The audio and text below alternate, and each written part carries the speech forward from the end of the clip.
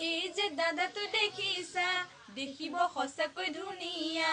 এই যে দাদাটো দেখিছা তেখেতৰ টিকটকবোৰ বঢ়িয়া আশা কৰো মই দাদা মোৰ লগত দুৱেট টানো কৰিবা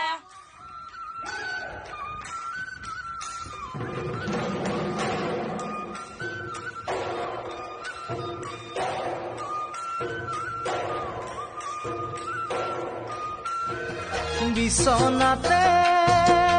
পৰি লৈ গাৰু সোধনে কেনে আছ বুঢ়ী বাৰু মোৰে কথাকে